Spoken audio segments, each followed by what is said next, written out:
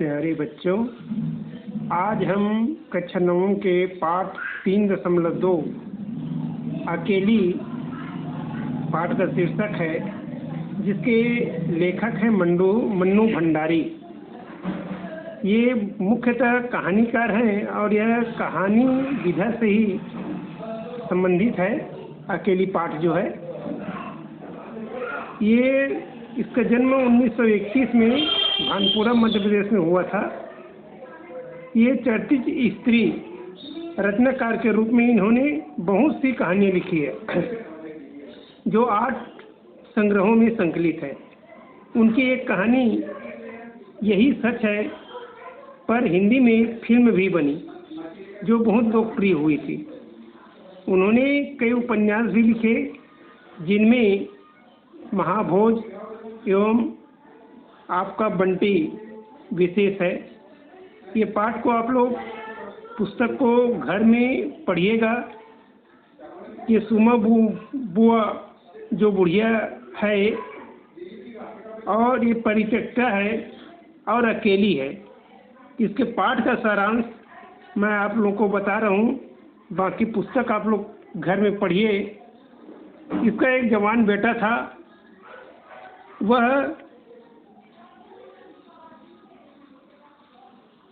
जो सुमा बुआ की जो जवान बेटा क्या जाता रहा, उनकी अपनी जवानी चली गई। पति को पुत्र वियोग का ऐसा सदमा लगा कि वे पत्नी घबराकर त्याग कर तीर्थ यात्रा पर चले गए। उनके पति जो है सुमा बुआ के, वो भी तीर्थ यात्रा में चले गए। उनका जवान बेटा चले जाने के कारण परिवार में कोई भी ऐसा सदस्य नहीं था जो उनके एकाकीपन को दूर करता। वर्ष में 1 महीने के लिए उनके पति घर पर आते थे। उन्होंने कभी पति की प्रतीक्षा नहीं की, उनके लिए आंखें नहीं बिछाई। आजकल सुमा बुआ के पति आए हुए हैं और अभी अभी कुछ कहा सुनी हो चुकी है। बुआ आंगन में बैठी धूप खा रही है और कुछ बड़बड़ा रही है। तभी ऊपर से राधा भाभी उतरती है और कहती है, क्या हो गया बुआ, क्यों बड़बड़ा रही हो? फिर सन्यासी जी महाराज ने कुछ कह दिया क्या? अरे मैं कहीं चली जाऊं तो भी इन्हें नहीं सुहाता। कल किशोरी लाल के बेटे ने के मुंडन में चली गई थी। बस इतने में ये मुझ पर बिगड़ पड़े। आगे पुस्तक आप लोग पढ़ते रहिएगा, मैं बहुत सारांश रूप में बता रहा हूँ। अरे रोती क्यों हो बुआ? कहना सुनना तो चलता रहता है। सन्यासी जी महाराज 1 महीने के लिए तो यहाँ आकर रुकते हैं, सुन लिया करो। और क्या, सुनने को तो सुनती हूँ, पर मन तो दुखता है कि 1 महीने के लिए तो आते हैं और कभी मीठा नहीं बोलते। सारे रिश्ते नाते मुझे ही निभाने पड़ते हैं।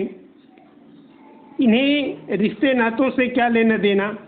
एक दिन बुआ सन्यासी जी से बोली, सुनते हो देवर जी के ससुराल वालों की किसी लड़की का संबंध भागीरथी के यहाँ हुआ है। ये सब लोग यहीं आकर ब्याह कर रहे हैं। देवर जी के बाद तो उन लोगों से कोई संबंध ही नहीं रहा।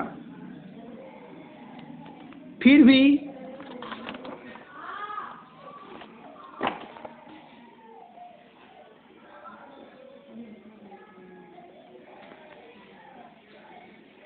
वो समझी ही,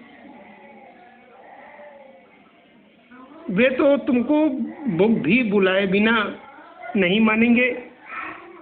और बुआ बिना पल रुके चल पड़ी और घर जाकर सीधे राधा भाभी के कमरे में गई और बोली, क्यों री राधा, तू जानती है कि नई फैशन में लड़की की शादी में क्या दिया जाए? संधियों का मामला ठहरा और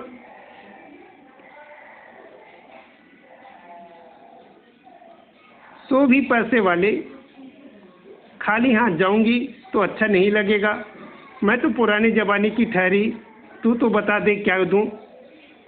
और इस प्रकार सोच करके ये रिश्ते वालों से घर में देने के लिए है ही क्या, घर में कोई कमाने वाला भी तो नहीं।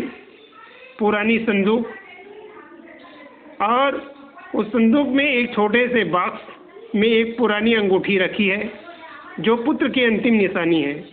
उसे ही बेच दूं क्या, ऐसा सोचते हुए वह जो है अंततः राधा के हाथ बाजार में अंगूठी को बेचकर कपड़े और आर्टिफिशियल ज्वेलरी गिफ्ट खरीद कर बुआ ले आती है। 5 बजे का समय सगाई के लिए तय हुआ है। बुआ दिन में 12 बजे से ही टकी लगाकर देखती रहती है, और जैसी समय हुआ उसको कोई बुलाने वाले नहीं आए, और जब बुलाने वाले नहीं आए तो अकेली सोचती रहती है। शाम के ऐसी देखते देखते 7 बज गया, लेकिन कोई नहीं आता, और अंत में अकेली घर में वह बुआ जो है खाना बनाती है और खा लेती है। इस प्रकार से और भी बड़े ही बुझे दिल से अंगीठी जलाने लगी। और इस प्रकार इस कहानी का बहुत छोटा सारांश आप लोग बताए हूँ। घर में पुस्तक पढ़िएगा, कुछ और समझ आएगा। इसकी कुछ शब्दार्थ है। परित्यक्ता मतलब होता है त्यागी हुई स्त्री। उसके बाद तज कर मतलब छोड़कर, त्याग कर।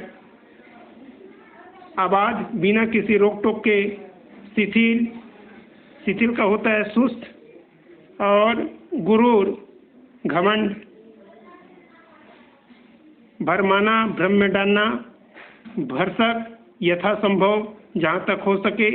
पुलकित खुश होते हुए। कलदार सरकारी टकसाल से बना हुआ नया रुपया। और अबरक मतलब होता है एक तरह का चमकदार पदार्थ। तो ये शब्दार्थ को आप लोग कापी में लिख लीजिएगा और पुस्तक को पढ़िएगा। जो सारांश के रूप में कहानी को बताए हूँ, इतना तो बताया नहीं जा सकता वीडियो में, है ना। तो इसको शब्दार्थ को लिख लेंगे। अगले वीडियो में हम प्रश्नोत्तर पर चलेंगे।